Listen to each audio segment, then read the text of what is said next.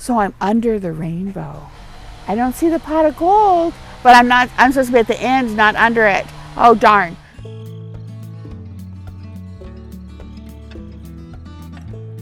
So today we're at the Water Conservation Garden in El Cajon, California. It's part of the Cuyamaca College campus. This garden was opened in 1999, and it has 6 acres of gardens devoted to water-wise gardening and education about water-wise gardening. We just barely walked in, and they've got all these incredible little sculptures everywhere. And so I think this is going to be a really exciting day. I think so too. Yeah, we're here to learn some tips about water-wise gardening, because we have a water-wise garden at our home, and just check this place out because it looks like a lot of fun too. Yeah, I'm excited about all the sculptures and everything. Yeah, go ahead, let's have a look.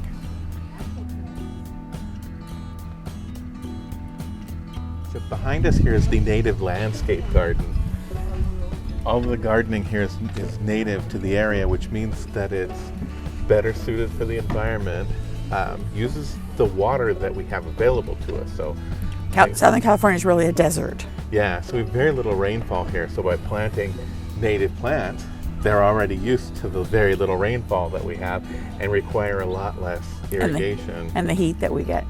And on top of that, they do attract local animals, like local butterflies, hummingbirds, unfortunately gophers and squirrels and things like that. Possums too. and But if you want to attract native animals to your garden and you don't want to water so much, a native landscape garden can be very beautiful. So as to conserve water, limit your group to a maximum of 2 times through the water supply. Place your booklet to the side before you enter. Have fun and use water wisely.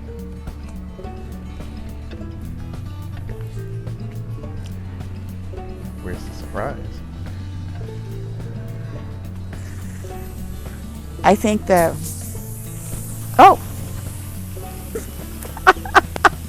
There's the water surprise.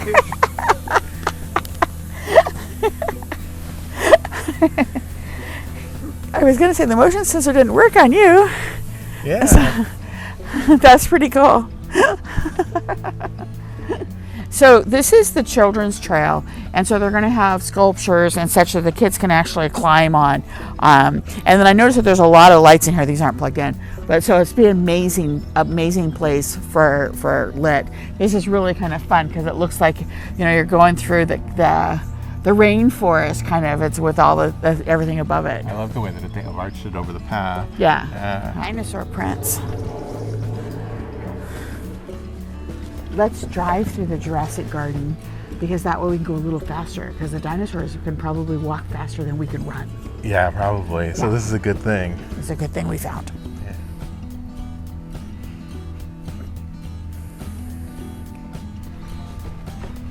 Look, this bunny's made out of rosemary. Rosemary? That's like you put in your Italian food. Yeah, we've got rosemary growing in our garden. Yeah.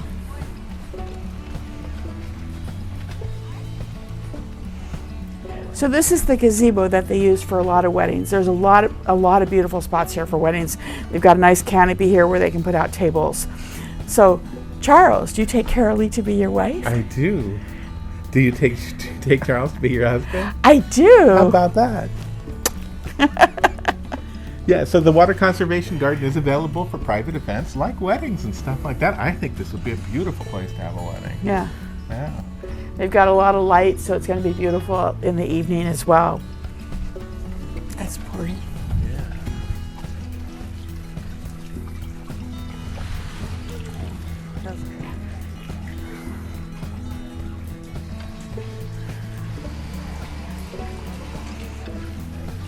It's a little early for the butterflies, so they have the doors open right now.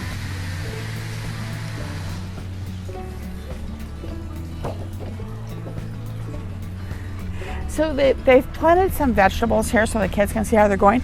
And look at all those creatures trying to get in and eat up the vegetables. Oh no. If we could just make kids eat the vegetables as much as those are. Here's some squash. Look at the squash blossoms. One of the really big problems I have with vegetable gardening is it takes up a lot of space. I almost never planted zucchini like this one because they just grow so big and take up so much space. But in this area, this looks like it's what, 4 by 6, you think? And they've grown a lot of plants, a lot of different plants. There's tomatoes, there's the eggplant, I just realized what this garden is. There's tomatoes, eggplants, and zucchini. This is a ratatouille garden. Did you see the big zucchini? I did. Where's the bacon? No, there's no bacon plant. Oh.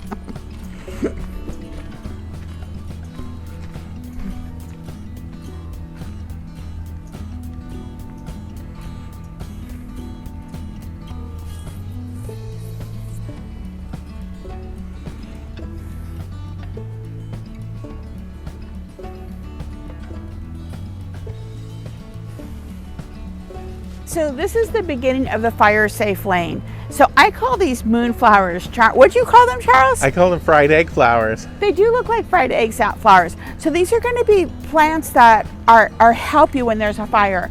So it's kind of interesting. They've done some really great things, because remember, this is an educational garden to help teach the kids. So look at the address on this house. 911. And so they've made it so the kids can sit here and drive. And there's a nice little house here. But all of these plants that are around here help keep, so they don't catch on fire very easily. What am I trying? They're fire resistant. So you've got your sage and your rosemary. So they've got some beautiful plants here. I don't know the name of all of them. Oh, look at this elephant. That's called elephant food. I never knew the name of that. I always thought it was a jade plant. Mom has those. But you've got some beautiful plants around here that are all fire resistant.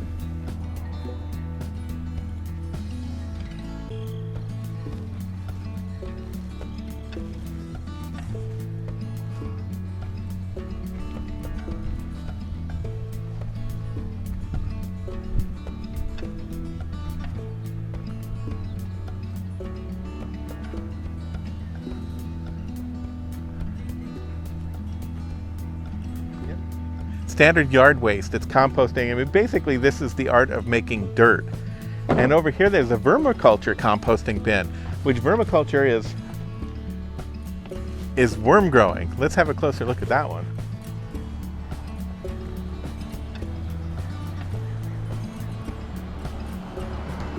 Let's see what this is like in here. So this is all shredded newspaper.